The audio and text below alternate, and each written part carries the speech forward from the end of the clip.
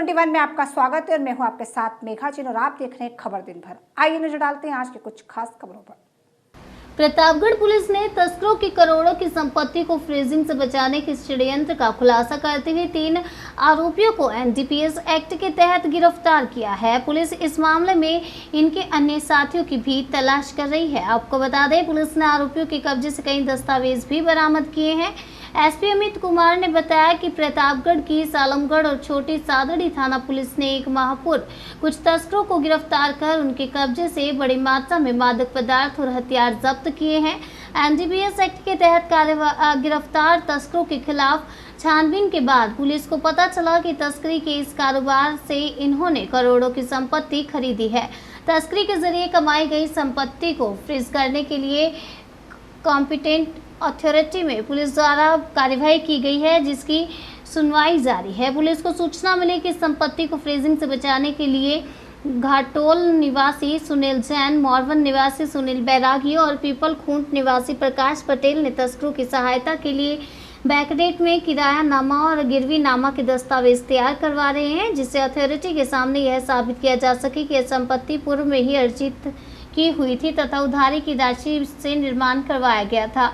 सूचना पर पुलिस ने तीनों को हिरासत में लेकर पूछताछ की तो षड्यंत्र का खुलासा हुआ।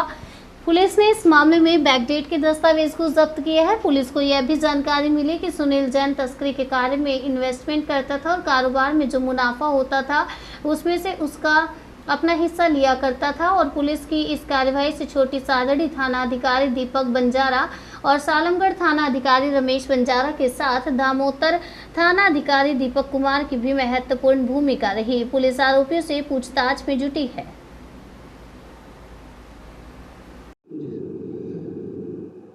कल सालमगढ़ थाना क्षेत्र में एक कोई महत्वपूर्ण घटना हुई। पिछले महीने प्रतापगढ़ पुलिस में सालमगढ़ एसएचओ के अंतर्गत और छोटी सादड़ी एसएचओ दीपक के अंतर्गत 68F की एनडीपीएस में प्रॉपर्टी फ्रीजिंग की कार्रवाई हुई थी। जिन तस्करों की प्रॉपर्टी फ्रीज की गई थी उनकी कॉम्पिटेंट अथॉरिटी के समक्ष 6 तारीख यानी कि आज सुनवाई का दिन था, जिसमें जिन लोगों की प्रॉपर्टी फ्रीज की गई उनको अपना पक्ष रखना था उन्हीं प्रॉपर्टी के संदर्भ में और उनको अपना स्पष्टीकरण वहाँ देना था। सालमगढ़ एसएचओ को जो सूचना मिली उस हिसाब से कुछ लोग ये षड्यंत्र कर रहे थे, जिसमें वो उस प्रॉपर्टी जो फ्रीज हुई उसके बैक डेट में दस्तावेज बना के उसको फ्रीजिंग से बचाने की कोशिश का षड्यंत्र का मामला सामने आया। इसके बाद में सालमगढ़ एसएचओ, छोटी सादड़ी एसएचओ दीपक बंजारा और दामोतर एसएचओ की महत्वपूर्ण भूमिका में ये जो सभी षड्यंत्रकारी थे, अब इनके लिए कुछ टीमों का गठन किया गया और सालमगढ़ एसएचओ के उस नेतृत्व में बाद में इनकी गिरफ्तारी हुई।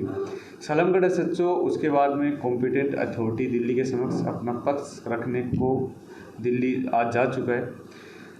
अग्रिम अनुसंधान दामोतर एसएचओ दीपक को सुपुर्द किया गया है। इसमें 3 लोग सुनील पिता कन्हैयादास वैरागी, प्रकाश पटेल पिता नाथूलाल पटेल और गिरीश जैन पिता वर्दीचंद जैन, इन तीनों का षड्यंत्र सामने आया है। मुख्य जो अभी तक के प्रथम दृष्टि अनुसंधान में मामला सामने है उसमें सुनील पिता कन्हैयादास वैरागी जो एनडीपीएस के मामले में मुख्य आरोपी थे, उनका रिश्तेदार है और जो वो एनडीपीएस में जो पैसा लगता था उससे जो कमाई होती थी उसमें इसका भी हिस्सेदारी थी। मतलब ये इलिसिट जो ट्रैफिकिंग हो रही थी उसकी फाइनेंसिंग में सुनील का एक महत्वपूर्ण हिस्सेदार था। और जब इस प्रॉपर्टी को फ्रीज किया गया तो इसका एक आर्थिक नुकसान हुआ, तो इसने षड्यंत्र रच के और इस प्रॉपर्टी को फ्रीजिंग की कार्रवाई से बचाने के लिए इस तरह के बैक डेट में दस्तावेज कराने का षड्यंत्र इन लोगों के साथ मिलके बनाया। अभी इन लोगों को कोर्ट में पेश करके इनका 7 दिन का पुलिस रिमांड जो है वो लिया गया। अग्रिम अनुसंधान में कौन और लोग इनके शामिल थे उन दस्तावेजों के और इनके जो टेक्निकल एविडेंस है उससे स्पष्ट हो पाएगा।